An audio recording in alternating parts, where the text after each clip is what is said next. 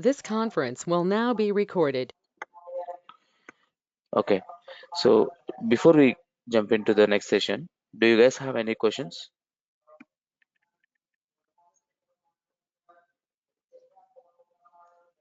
Ravi, I have one question regarding that some varix something we use it right in the functions to take multiple at a time. So, in what scenarios exactly in real time it will use? In what situations? So you tell me, Sairam, what you understand from that?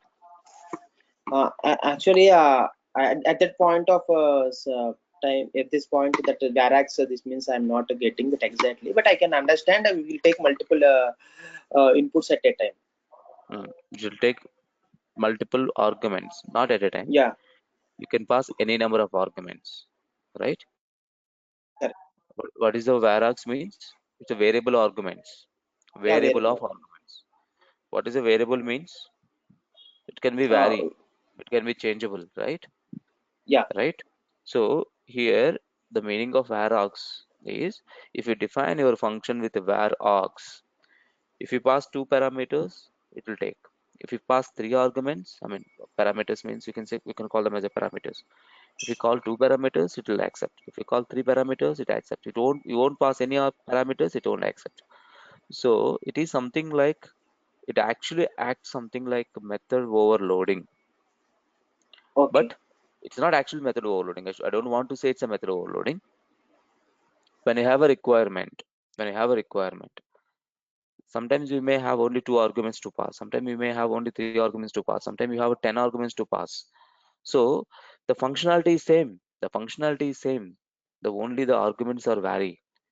When the functionality is same and the arguments are vary, you normally will call it as a I mean varargs only will do. Through varargs only will do. See, otherwise what you have to do? You have to write a different functions. One function which take two parameters, one function will take three parameters, one function will take four. So you have to do like that. But here, since we have a varargs, that's not really required.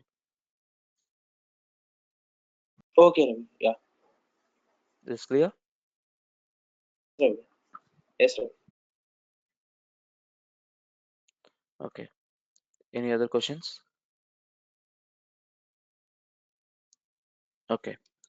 So yesterday we discussed about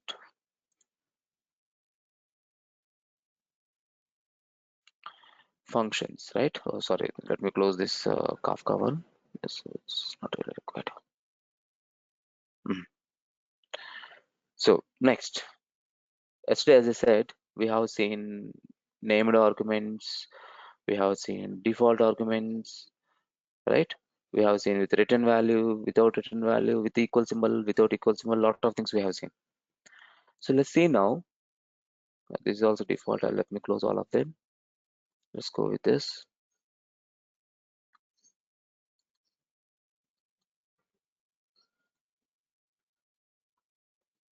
Yeah.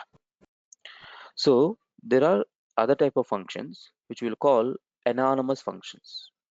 Anonymous functions.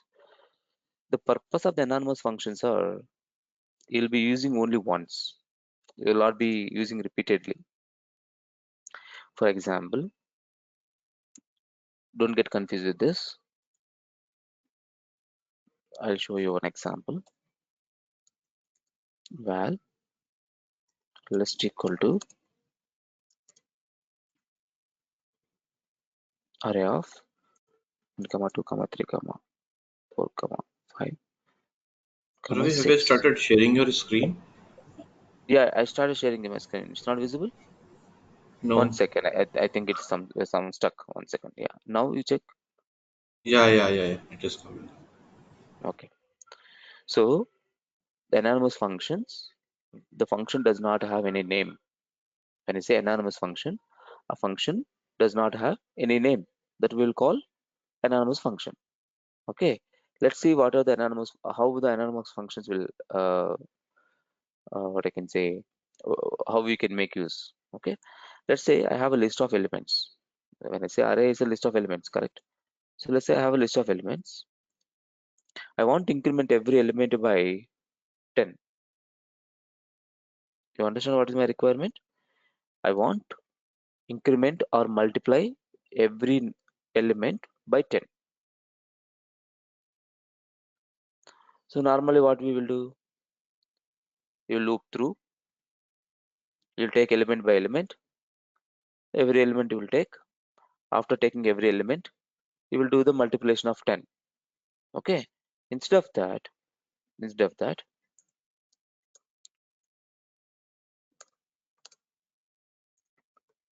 start.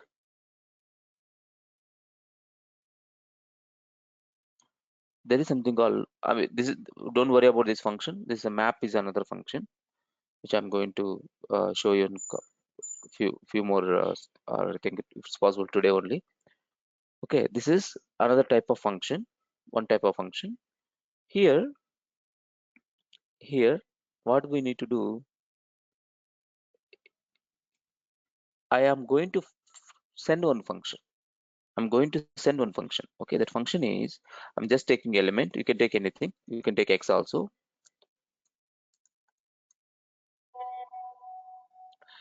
So what I'm trying to do here, this is one functionality.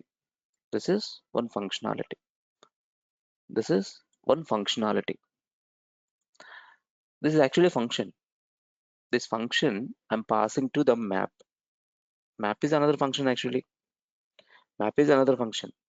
One function I'm passing as an argument to another function. One function I'm passing to another function as an argument. Okay. Now, whatever they have highlighted here, selected, right? That function does not have any name. That function does not have any name. So, if a function does not have any name, a function does not have any name, we can call it as anonymous function. Anonymous function. You understand what I'm trying to say? Are you guys following what I'm trying to say?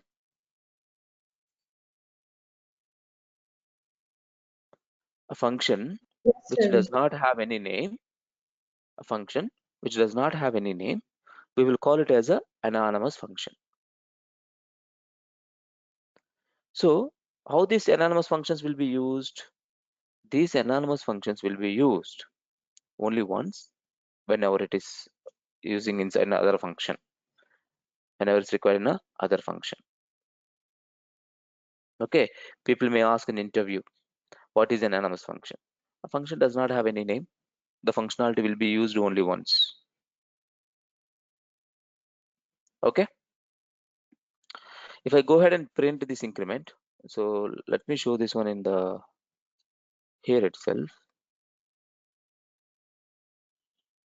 the console itself, instead of running everything.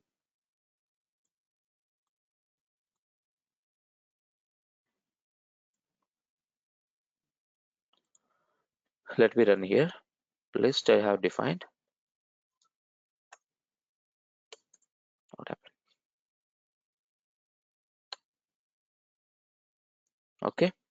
If you see increment INCR, it has earlier I have only 1, 2, 3, 4, 5, 6. Now 10, 20, 30. So what happened? It took the every element and applied some functionality. What is that functionality? It is taking every element and increment by 10 or multiply by 10. Is this clear to everyone? This is called anonymous function. These same anonymous functions we can also define like this. We can also define like this. So I'm assigning to the variable here. Okay, this is the functionality. This is the functionality. This functionality does not have any name. This functionality does not have any name. But since I have declared it as a variable, when I want to call this variable, I can pass a parameters like this. These parameters consider like argument 1, argument 2, and it applies the functionality. Like this also can pass. Underscore represent placeholder. Underscore represent placeholder. Okay. So some programming languages will represent with the same. Some programming languages represent with a question mark. Scala has a question mark as well as underscore. Whenever specify underscore, it means that first argument. I mean, that placeholder, one argument. And when you say next underscore, it's the next argument, next underscore, next argument, like that. Okay, like look at here, I'm going to call this sum by passing this value. I'm going to call this sub by passing this value. Okay, let's look at here. Return value of sum, if you pass an arguments, it's just a variable as variables. Let's look at them. I'm just going to execute this.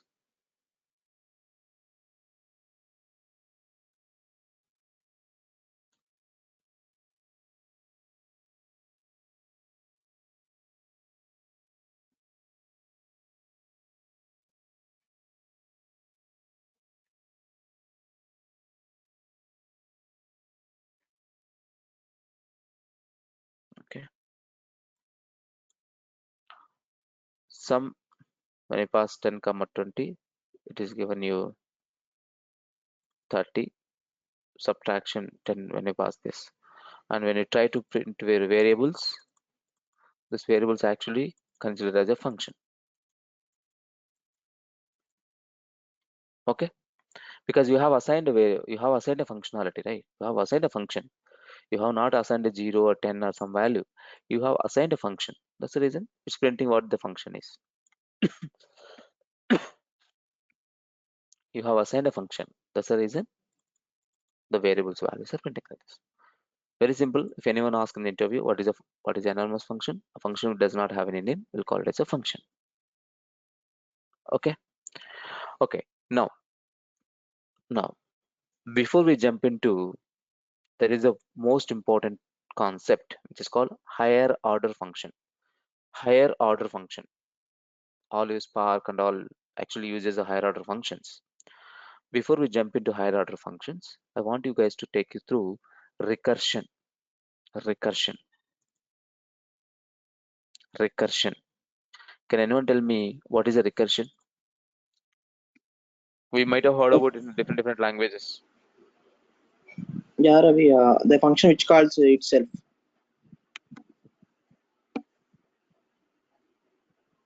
A function, it calls itself. We'll call it as a recursion.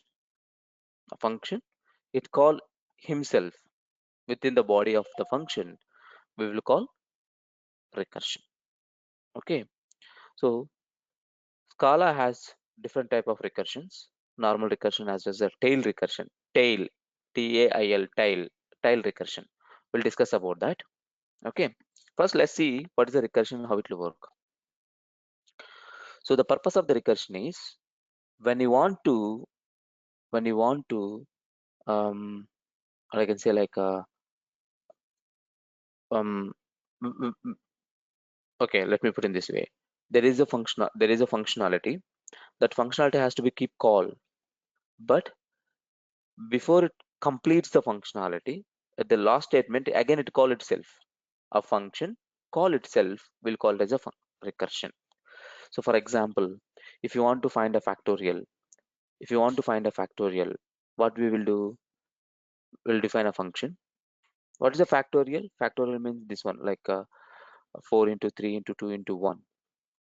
The actual meaning of the factorial is the 4 n into n minus 1. The formula of the factorial n, the formula for the factorial of n is n into n minus 1, right? So it will be keep on reducing, right? Look at here. Look at here. So I have written my functionality. So I have taken a big int. You can take int also. You can take normal int also. If you take a int, what will happen? You can pass some certain limit of value. If you take a big int, you can send the bigger value, nothing else. Or you can take int also. Here, we need to remember whenever you are going to write your recursion, there is something called base condition. Base condition. We'll call it as a base condition.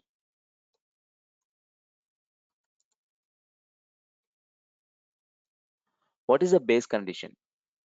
You have to tell to your function when it has to come out. Because if you are calling him yourself, it will be like a loop. It will be keep on looping yourself. If you see this line number 11, there is a kind of whirlpool kind of symbol, right? This kind of symbol, you see. What is the symbol represent? You are in a loop. You're calling yourself. It's over in a loop. But when you'll come out, when we'll come out from the loop, to come out from the loop, we have to specify some base condition. We have to set a base condition.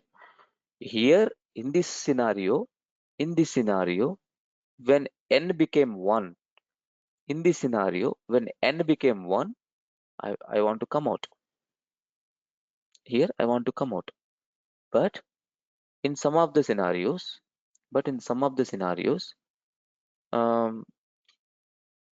we may have some different condition. So base condition means you should make sure that since you keep on calling yourself within the function, it will be infinite loop. So which condition or which situation I need to come out from that function, you have to specify. That will call as a base condition. Next one is and your function call or your logic. Okay, please try make a note of this function quickly.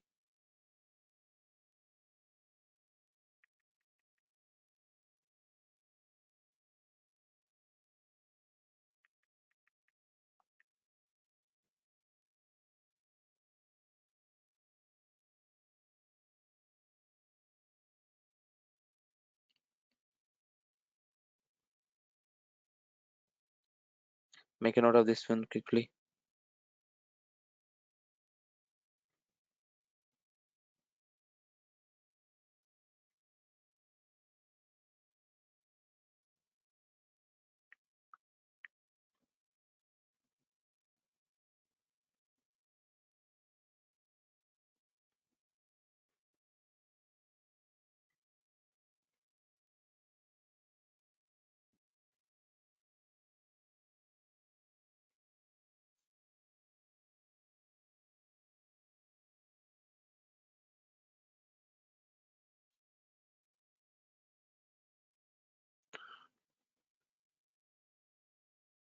So please let me know once you're done.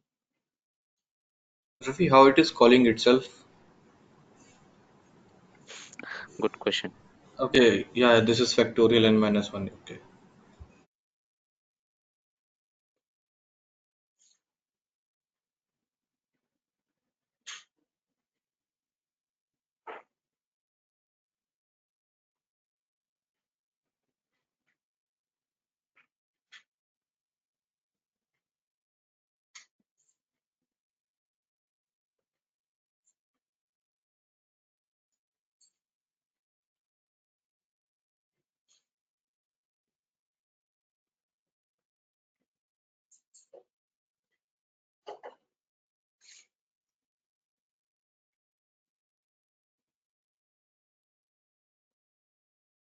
Please let me know once you're done with it.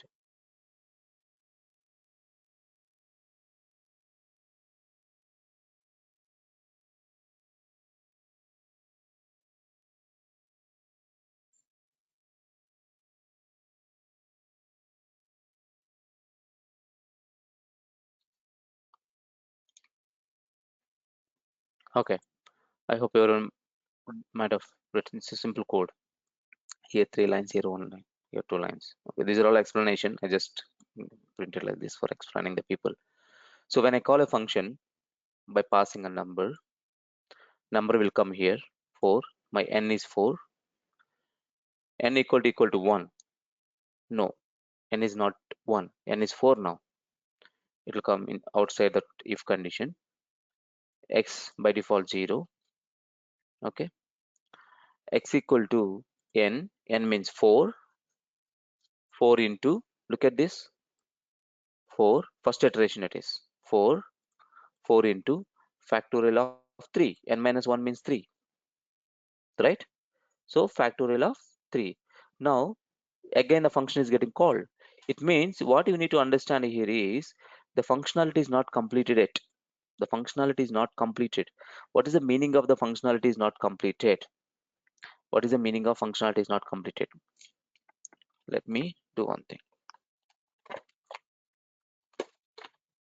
Let me draw this one for you guys. Let me draw it as some diagram.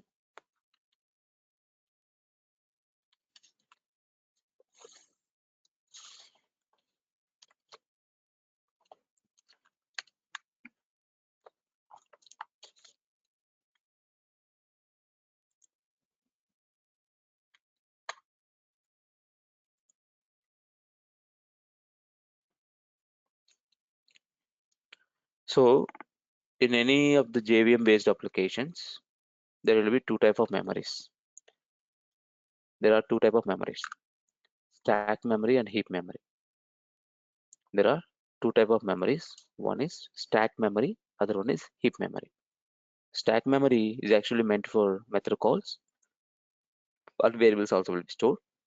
The heap memory, there will be objects will be stored. The objects, whatever the object you create, those objects will be created. Again, this heap memory has been divided into some different categories. So it has a string constant pool and it has different things. So I don't want to get into all these things. Hidden space and permgen and these different things are there. Okay, but we are interested on the stack memory. This memory will call stack. This will call heap. Okay. Now, what we need to understand here, when the first one is main method will get called, right? Main is not at all completed. Before completing the main, what main method is did? It called the factorial. Factorial of 4. I'm just say fact here. So it actually factorial of 4.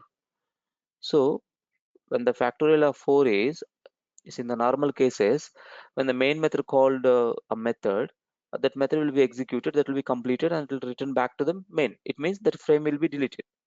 The frame will be deleted. But in this case, this factorial of 4, what it is doing? The factorial of 4, what it is doing? It's calling 4 into factorial of 3.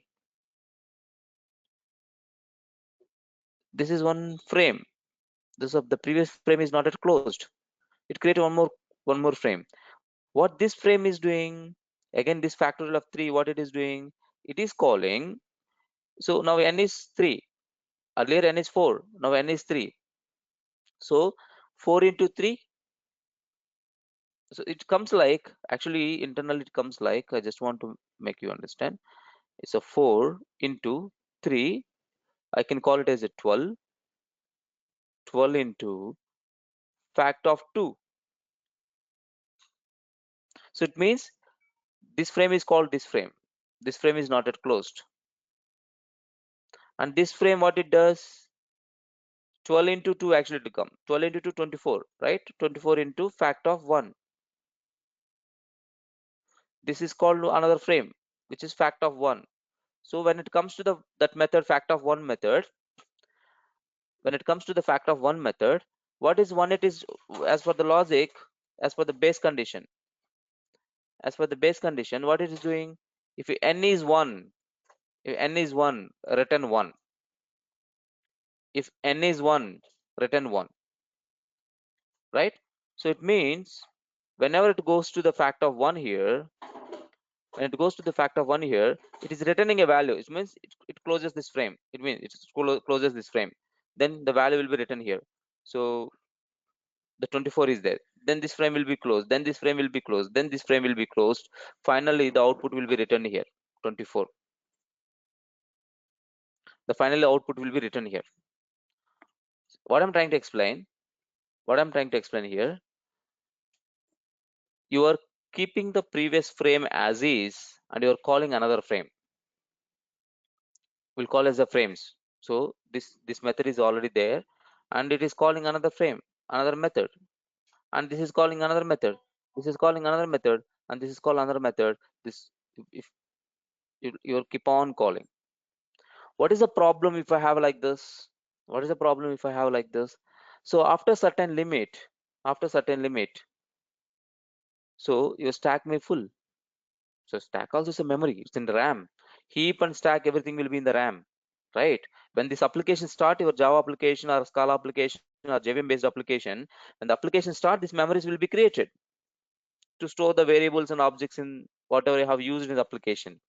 So if you keep on using this memory, so after some certain limit, there is a possibility once this stack is full, it will it will overflow.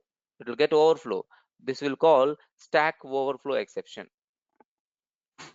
We will get stack overflow exception. I'll show you that. stack overflow exception. After a certain limit, it will throw stack overflow exception, right? So that's the reason when we are using the recursions, we should be very much careful. We should be very much careful. If you don't write your base condition properly, or if you keep on calling your frames, there is a possibility we will end up with creating a stack overflow exception. This is clear?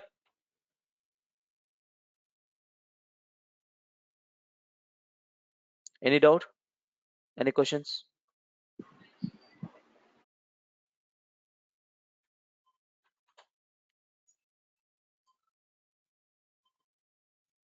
Any questions?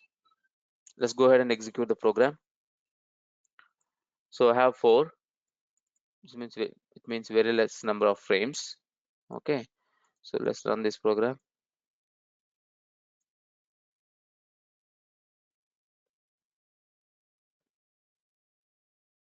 Okay, factorial of 4 is 24. So if you want to print as a factorial,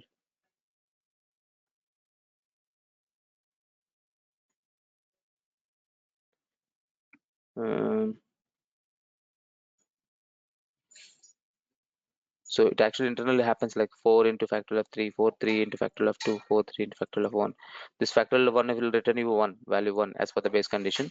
The total will print 24. Okay, so here's a small number. Well and good. It's printed. No problem at all. It's printed an output. If I go with some number like this, 5000.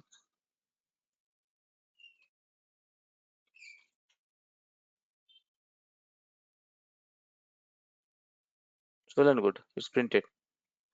If I go with 15,000,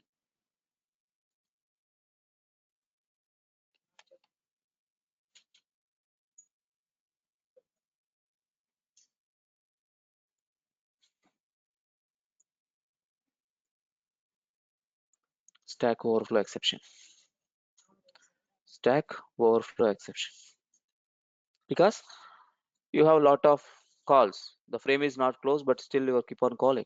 So that's the reason it's thrown stack overflow exception. Even if you don't have a base condition, properly handled, if you don't have a base condition, even it come for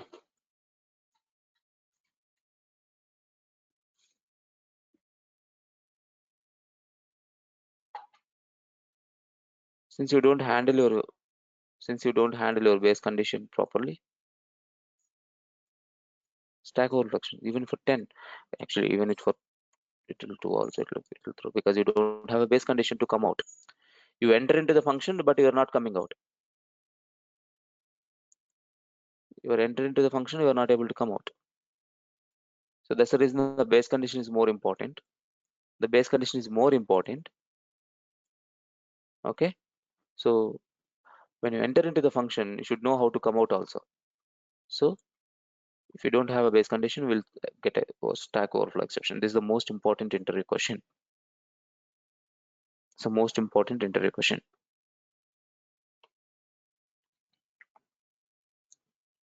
Any questions? Ravi, one doubt, Ravi. So how can we? How can you? It means that suppose we are using this recursion for 5,000 number, we got the value, right? For 15,000, we got an stack overflow exception, right? So it means that what is the limit? So what are for what? In which special cases we have to use apart from? I'll come to that point. Okay, I'll explain. Yeah. Okay. So that's the reason recursions are not frequently used. Okay. So in other programming languages, but when it comes to Scala, there is something called tail recursion. Okay.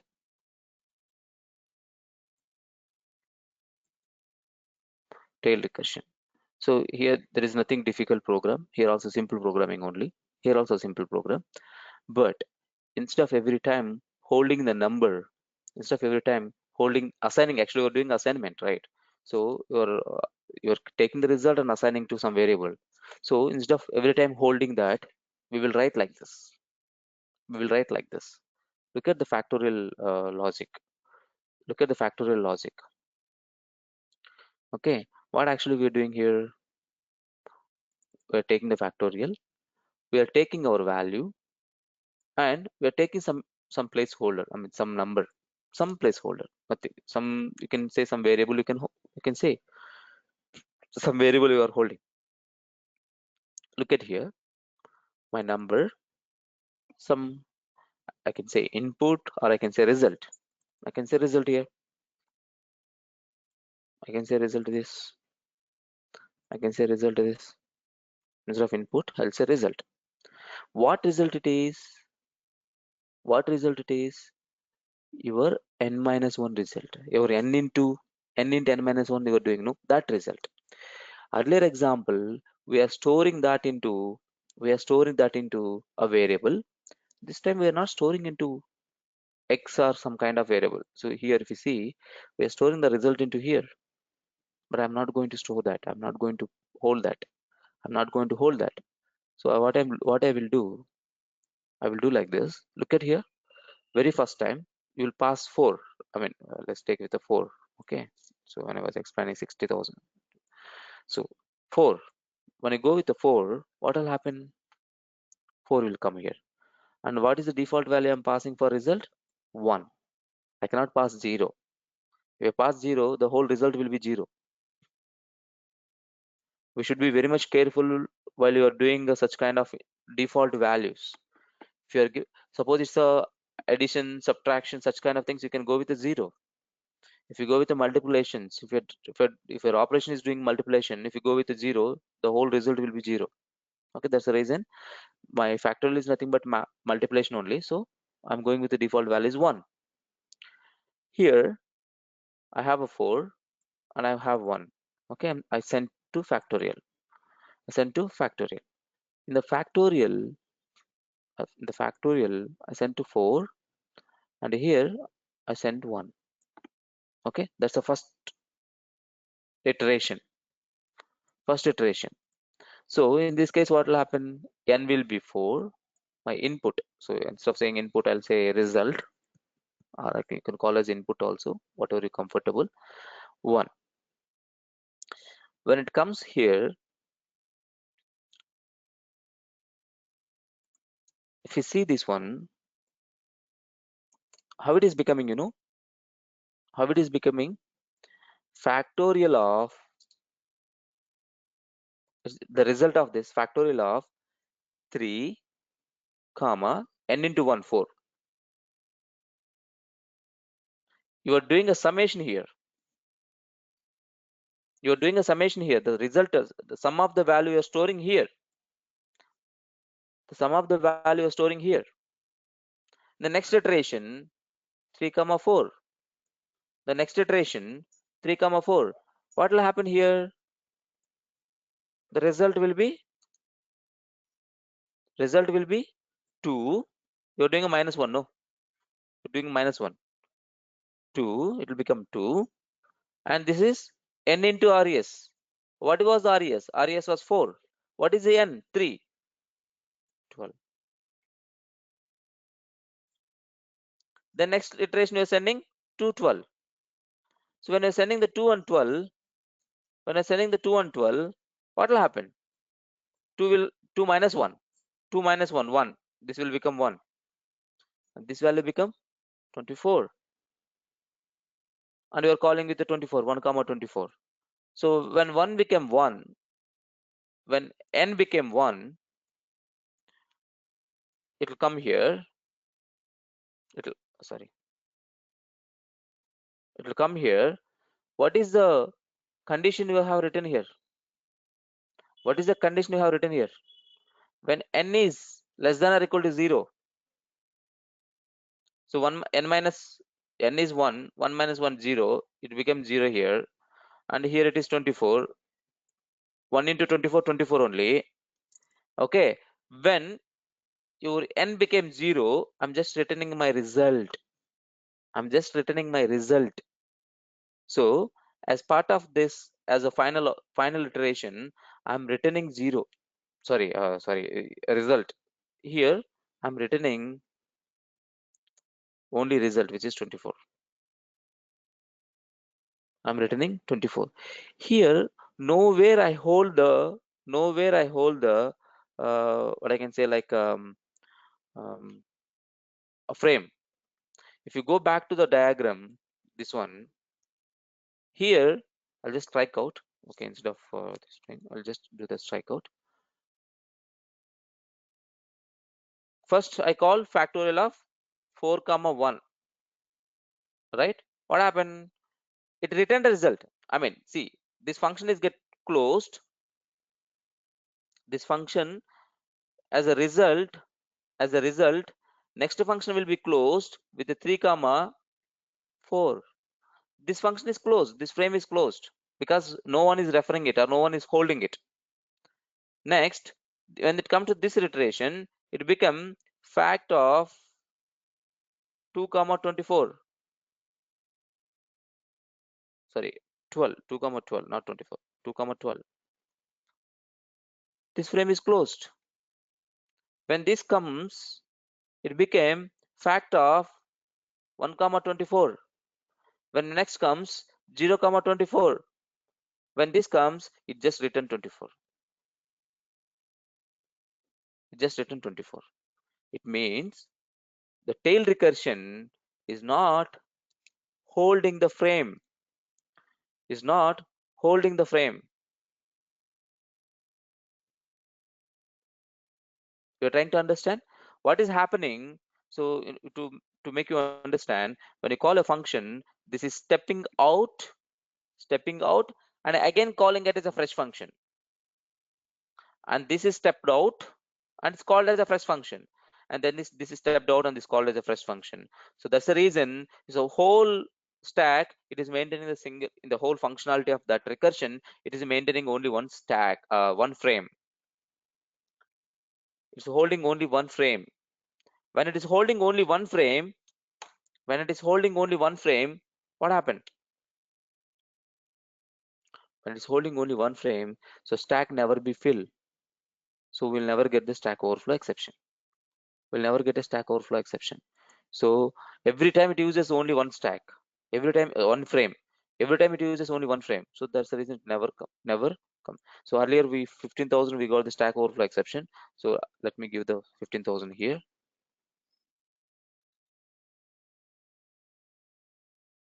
You got the result. Let me show for the 4 first.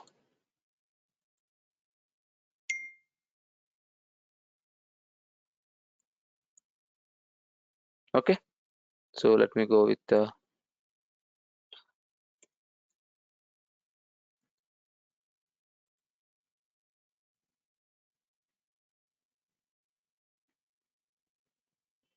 this is the biggest number.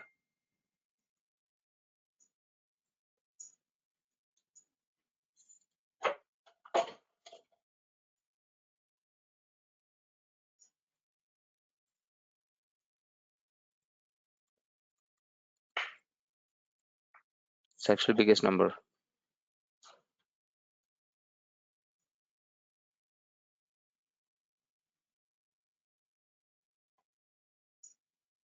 This is a single line, and this is biggest number. Okay, so it never throws stack overflow exception. So don't ask me to validate. I don't know. I cannot validate this specific number whether it's correct or not. Okay, so your tail recursion, you need to remember one thing. Your tail recursion will pass an extra placeholder, and you will not be having any reference here. You will not be having any assignment or reference. So that's the reason your frame will not be hold. Your frame will not be hold. Your frame will be, the functionality will be completed and it will call the next function.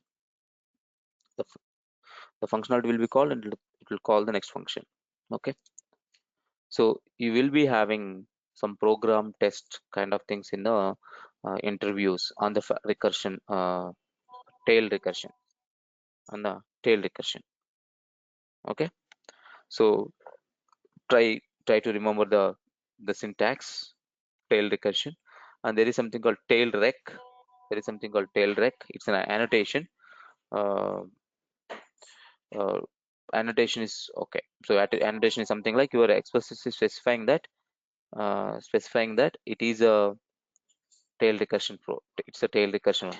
If you see the difference, uh, normal normal recursion, this one you'll be having one extra parameter to hold the result.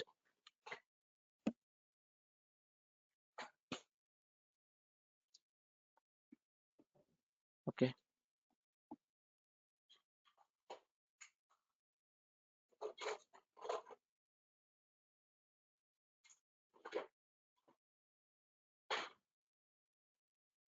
So any questions?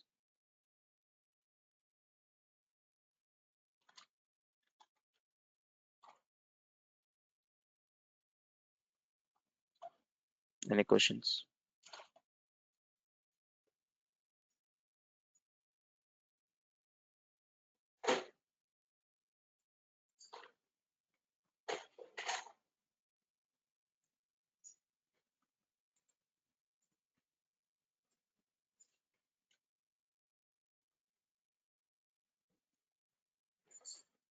Yes, no.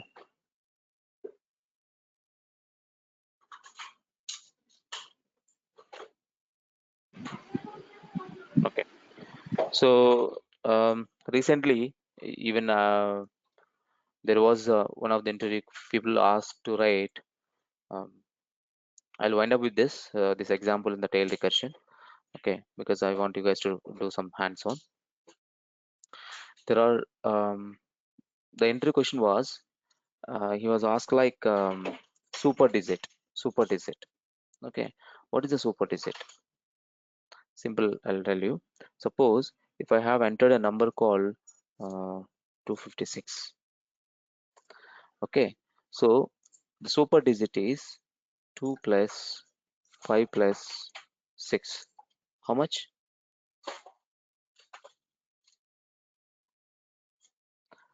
Next, this 13, 1 plus 3. How much? 4. So I have to print 4. Suppose if I give a number, I'm just taking randomly.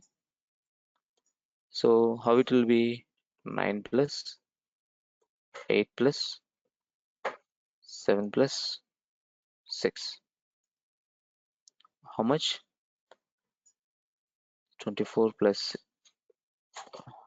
9, 17, 17 plus 7, 30 Ravi. 24, 30, right? Next, it's very simple. Like it looks. Um, it should not be 30. I'll make it 5. I don't want to take that much simple number. Okay. So now 29, right? Yeah, Ravi. 29. Now 2 plus 9, 11. Now 1 plus 1, 2. I have to return 2. Yeah, Ravi. Got it. This is called super digit. This is called super digit. Okay, let's write a simple code for this. But here, here, what is the approach I have got? I went to. I'll tell you. But here I have not taken as a number. I have taken it as a. I have taken it as a string. Okay. So let me show you that here only. Let me write scala. Ravi, Hmm. why you have this fact in this? No, I just written it so to explain other function. You really not required Okay. in Yeah, TailRecursion. yeah, this. Yeah. We're not using any. We are not using that.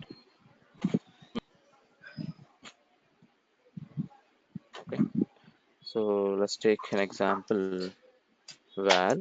Anyway, it's not going to change. I'll say number val num equal to whatever the number you are interested. 9875. Okay. Then I have taken it as a string. So the reason behind it taking it as a string, I can easily extract the elements. Okay. So to extract the elements, I I have written my own function.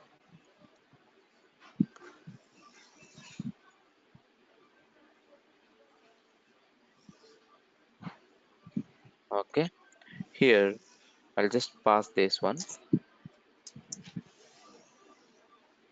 I'll just pass this number. The return type also will be string. Later I'll convert my string to number. I have that flexibility. Okay, so what I have done here, if number dot length, guys, if you're not talking, please keep yourself mute. Number dot length equal to 1, you just return the number. Return number, because if length is 1, it means one single value, right? So length is 1 means it's a single value. You really no need to do any operation, right? Else, then we need to do actual operation. Else, what we need to do here? Sum equal to, let's say, I need a sum here. Sum of digits, right?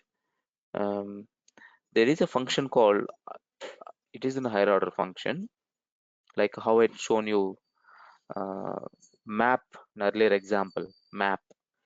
Similarly, we have some higher order functions which are called fold left or fold right. This is the one. There are something called higher order functions.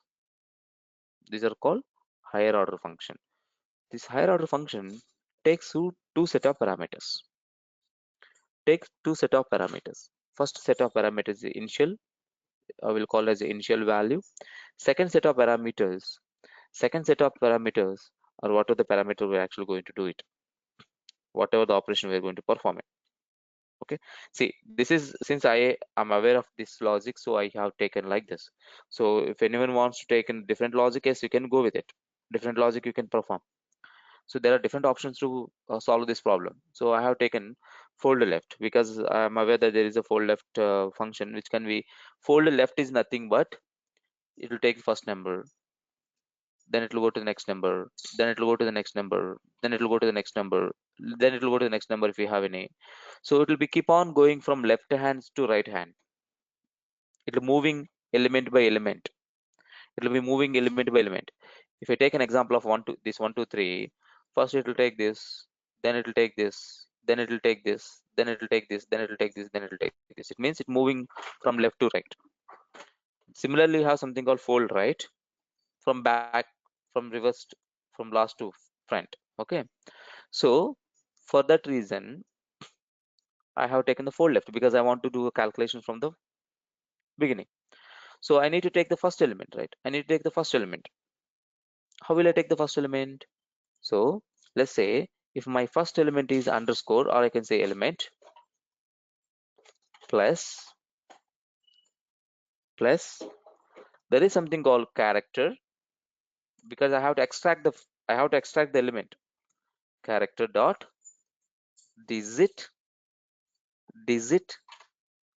and specifying that which digit I need to take. Digit le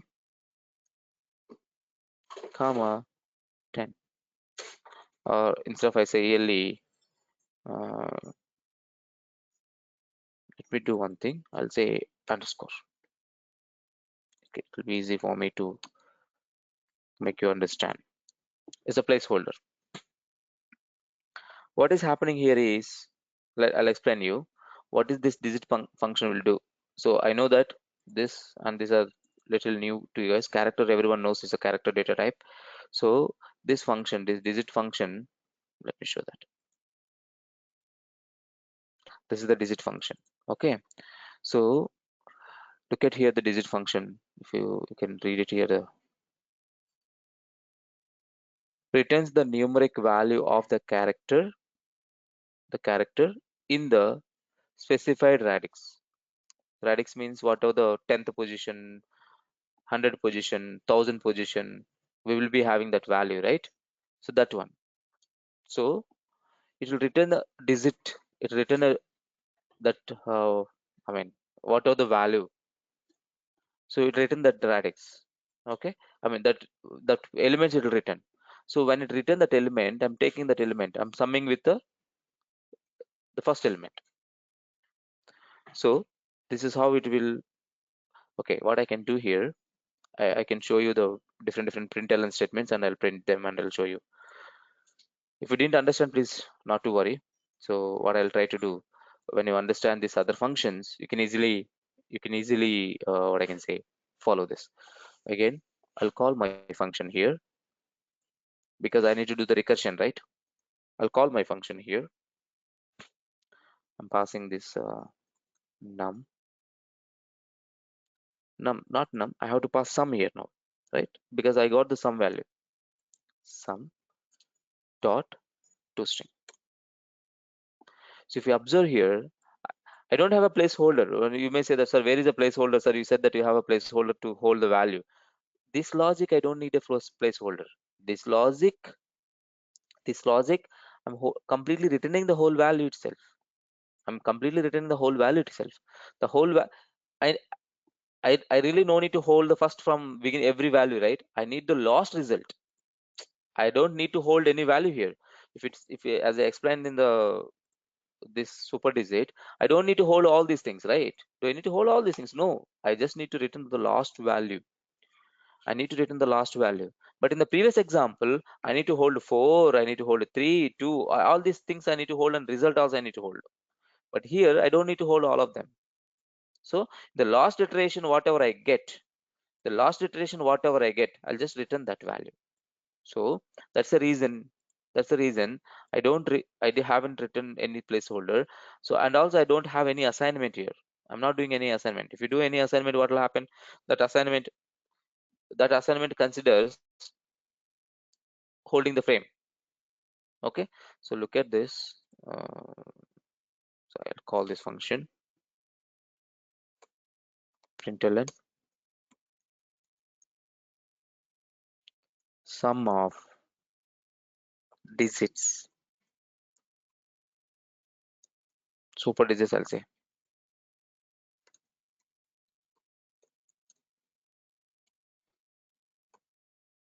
a number,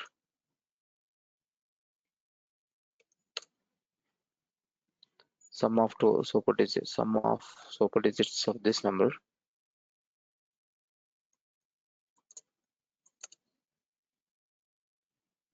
is get this pass num.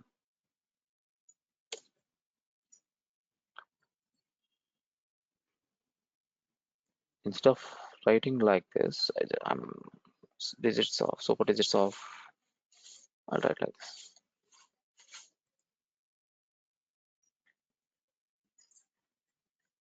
2, 2. If you 1, 2, 3, 1, 2, 3, 4.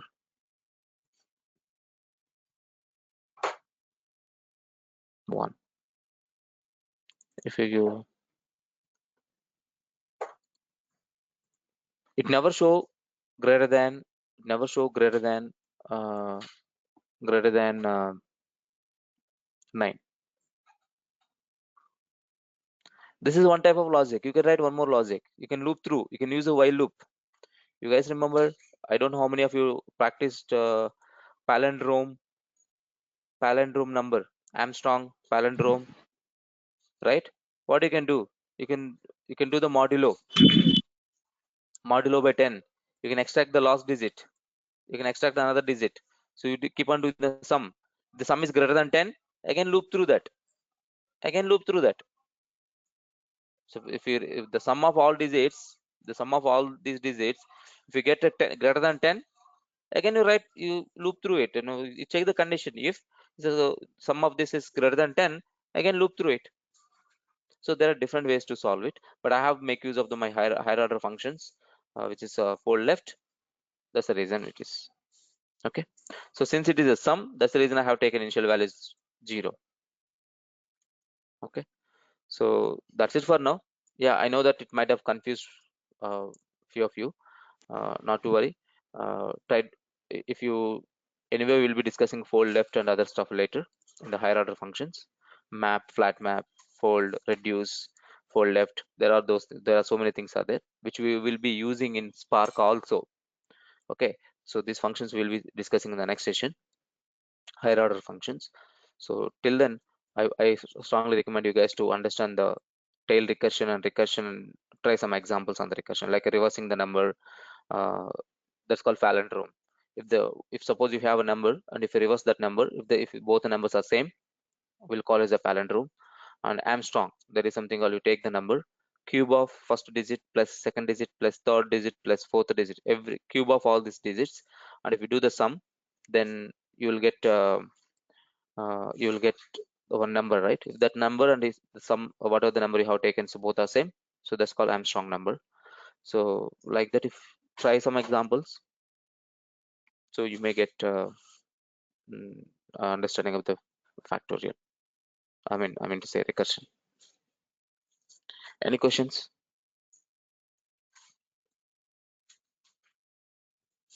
Any questions? Ravi, regarding that anonymous functions, I have one question. It means that in coming to the Java anonymous functions, we can use in extend class, implement class, and at the same time, normally we will use, right? You What is showed that? the example, define inside arguments. 3 types of anonymous classes are there. Coming to the Java side. I'm not really sure. I think you might be talking about Java 8 feature. I'm not really sure. It means that you showed an example of defining inside arguments, right? I mean to say exactly, suppose it is calling any function or directly we can defining a values inside the function. You are calling that ELE something that ELE into This is 10, called right? lambda function. This is called lambda function. Lambda function. Yeah. Okay, it is calling. It means that one function it is calling, right, directly. Correct. This is a functionality. This functionality is getting called on every element. Okay. Yeah. Got it. Okay. Any other questions? Okay. So that's it for now. Let's connect in the next session. So we'll discuss the higher order function. We'll see. Yeah. Thank you guys. Thanks for your time. Have a wonderful day. Thank you.